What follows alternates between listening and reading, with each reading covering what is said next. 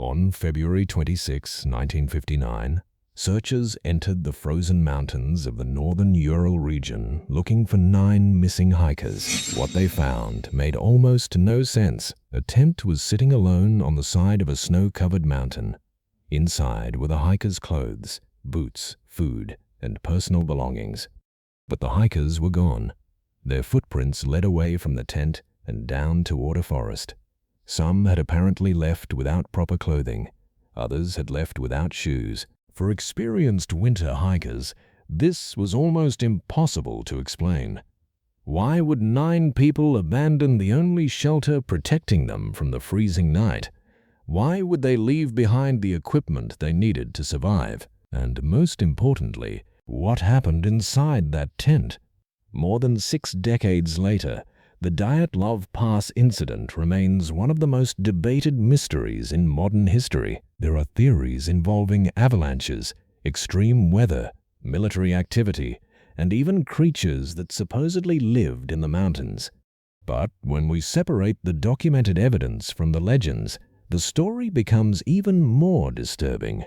Because 9 people really did die there, and whatever happened during their final night forced all of them to leave their tent and walk into the darkness.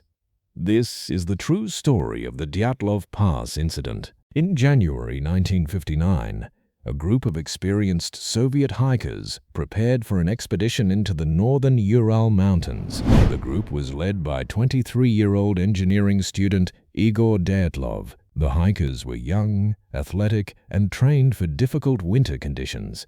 There were originally 10 people in the group: Igor Dyatlov, Zinaida Kolmogorova, Lyudmila Dubinina, Rustim Slobodin, Yuri Doroshenko, Yuri Krivonishenko, Alexander Kolovatov, Nikolai Tibor-Brignol, Semyon Zolotaryov, and Yuri Yudin. Their destination was the Otorten mountain area.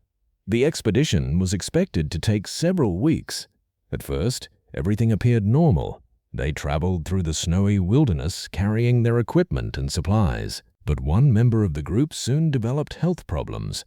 Yuri Yudin was suffering from severe back and joint pain. Eventually, he made the painful decision to leave the expedition. He returned home. That decision saved his life. He became the only member of the original group who survived. The remaining 9 hikers continued into the mountains. They would never return. After Yuri Yudin left the expedition, the remaining 9 hikers continued deeper into the Ural Mountains.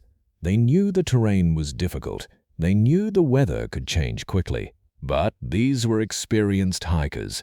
They had trained for winter conditions, and they had already completed difficult expeditions before. There was no obvious reason to believe that the journey would end in tragedy. The group continued documenting parts of their expedition through photographs and diary entries. Some of the photographs show the hikers smiling, talking, and preparing their equipment. Nothing about the images suggests that they believed they were walking toward their final days. But as the expedition continued, the weather became increasingly difficult. On January 31, the group reached a mountainous area and began preparing for the next stage of their journey. The following day, February 1, they attempted to continue toward their destination, but something went wrong. The group became disoriented and moved farther away from their intended route. Instead of correcting their position immediately, they decided to establish a temporary camp on the slope of a mountain. It was a decision that would later become one of the most important details in the entire investigation. That evening, the 9 hikers set up their tent. The mountain was covered in snow. The temperature was extremely low, and darkness was approaching. Inside the tent, the group settled down for the night. They had food, they had clothing, they had equipment, they had everything they needed to continue their expedition. At some point, however, something happened. We don't know exactly what the hikers heard. We don't know what they saw, and we don't know how much time they had to react. But somehow, all 9 hikers left the tent, and they didn't leave normally. The tent was later discovered with a large cut made from the inside. Their boots were still there. Their warmer clothing was still there. Their personal belongings were still there. It appeared as though they had left in a hurry. Whatever had happened, the hikers apparently believed that remaining inside the tent was more dangerous than going outside into the freezing night. That decision would cost every one of them their lives. When the group failed to return according to their expected schedule, concern began to grow. Friends and relatives waited for news. Eventually, a search operation was organized. Searchers traveled into the mountains, expecting to find the hikers alive. They were experienced, they had supplies, and the assumption was that they had simply been delayed by the weather. But on February 26, the search team discovered something that immediately changed the situation. They found the tent. It was still standing on the mountainside, but there was no sign of the hikers. The first thing the searchers noticed was that the tent appeared to have been abandoned. Inside were the group's possessions: clothing, shoes, food, equipment. Everything suggested that the hikers had expected to return, but they never did. Outside the tent, investigators discovered footprints in the snow. The footprints led away from the campsite. They appeared to belong to several people. Some of the hikers seemed to have been wearing socks. Others had little protection against the cold. The trail led downhill toward a forest. The searchers followed it. What they found at the bottom of the mountain would raise even more questions. Near the edge of the forest, searchers discovered the bodies of two hikers. They were found close to the remains of a small fire. The evidence suggested that the two men had attempted to survive after leaving the tent, but the fire had not been enough. The temperature was brutally cold. Their clothing was inadequate, and eventually they died from exposure. A short distance away, searchers discovered 3 more bodies. These hikers appeared to have been moving back toward the tent. If that interpretation was correct, it meant that some members of the group had eventually realized they needed to return to their shelter, but they never made it. The distance between the forest and the tent was not enormous. Yet in those conditions, it was enough to become a death trap. 5 bodies had now been discovered. 4 were still missing, and investigators would have to wait until the snow began to melt before they could find the others. When the remaining 4 bodies were eventually discovered in a ravine, the case became even more difficult to understand. Several of them had suffered serious injuries.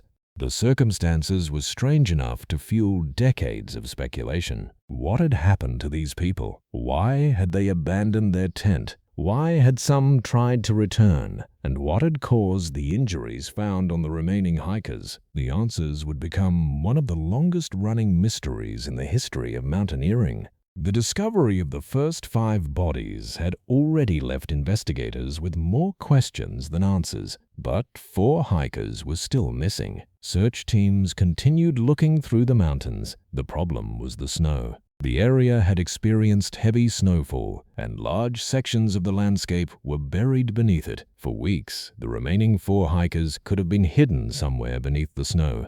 Then, months after the disappearance, investigators returned to the area. As the snow began to melt, they searched the terrain again. Eventually, they found something, a ravine, and inside it were the remains of the 4 missing hikers. They were found in a location farther away from the tent and deeper into the forest. Unlike the first 5 victims, the 4 hikers in the ravine had suffered significant injuries. This immediately raised another question. What could have caused injuries that severe? There were no obvious signs of a conventional attack. There was no clear evidence pointing to an armed group. And investigators did not find a straightforward explanation for why the hikers had ended up in the ravine. The condition of the bodies also made the situation difficult to reconstruct. Some injuries could potentially be explained by a fall or the force of heavy snow. But at the time, investigators did not have enough information to establish exactly what had happened. The mystery became even more complicated because the hikers were not all found in the same place. 2 were near the remains of the fire, 3 were located between the forest and the tent, and 4 were discovered later in the ravine. Their locations suggested that the group may have separated after leaving the tent. But why? Did they leave together? Did they split into smaller groups? Were some trying to find shelter while others attempted to return to the campsite? There was no surviving witness who could answer those questions. The only person who could have explained what happened was Yuri Yudin. But Yudin had left the expedition before the group reached the mountain. He was hundreds of kilometers away when his friends died. The investigators, therefore, had to reconstruct the final night using physical evidence alone. And the first major clue was the tent itself. The tent had been cut from the inside. That detail suggested that the hikers had not simply decided to go for a walk. Something had happened that caused them to leave their shelter quickly. Yet there was another strange detail. They did not take all of their equipment. For experienced hikers, abandoning boots and warm clothing in such conditions was extremely dangerous. If the group had intentionally left the tent for a short period, they should have taken the equipment necessary to return safely, but they didn't. This led investigators to consider a terrifying possibility. Perhaps the hikers believed they had only minutes to escape. If they thought the tent was about to be buried or destroyed, they may have decided that getting away from it was more important than taking their equipment. They could have planned to return once the danger passed, but something prevented them from doing so. The investigators also had to consider the weather. The temperature that night was extremely low. Wind and snow could have made visibility almost impossible. Once the hikers moved away from the tent, finding their way back may have been much harder than they expected. If they reached the forest, they would at least have some protection from the wind. This could explain why the first two bodies were found near a fire. Perhaps the group had attempted to create a temporary shelter. Perhaps they believed they could survive until morning, but the cold was stronger than they were. One group may have stayed near the fire. Another may have attempted to return to the tent, and the four hikers in the ravine may have been trying to find a safer location. These are possibilities, but they are not eyewitness accounts. Nobody knows exactly how the group divided. Nobody knows what the hikers said to each other, and nobody knows what they believed was happening during those final moments. That is what makes the Dyatlov Pass incident so difficult to reconstruct. The mountain preserved the physical evidence, but it did not preserve the conversation. It did not preserve their thoughts, and it did not preserve the final decision that sent 9 people into the freezing darkness. More than 60 years have passed since 9 hikers died in the Ural Mountains, and even today, the Dyatlov Pass incident continues to raise questions. But when we separate the documented evidence from the theories, one explanation stands out more than the others. A sudden snow event may have forced the hikers to leave their tent. They may have believed that the tent was in immediate danger. In the darkness, they moved downhill toward the forest, expecting to return once the danger had passed. But the weather turned against them. The extreme cold, wind, darkness, and difficult terrain made it impossible to find their way back. Some tried to build a fire. Others may have attempted to return to the tent. And the 4 hikers later found in the ravine may have been caught in difficult terrain where snow and falling forces caused their severe injuries. One decision may have triggered another, and eventually, a group of experienced hikers found themselves in a situation they could no longer escape. There is still no recording of what happened that night. No survivor witnessed the final moments. No photograph captured the event, and no single piece of evidence can tell us exactly what each person did during those final minutes. That's why the mystery has survived for so long. The Dyatlov Pass incident may not have required anything supernatural. It may not have involved a secret military operation. It may not have involved a mysterious creature. Sometimes, the most frightening explanation is simply a chain of ordinary events happening in an extraordinary environment. A wrong turn, a dangerous slope, a sudden change in the snow, a decision made under pressure, and a freezing mountain that gave them almost no chance to recover. 9 people entered the mountains in January 1959. But the Dyatlov Pass incident remains a reminder that in extreme environments, Even experienced people can face situations that become impossible to control. The mountain doesn't need a monster. It doesn't need a murderer.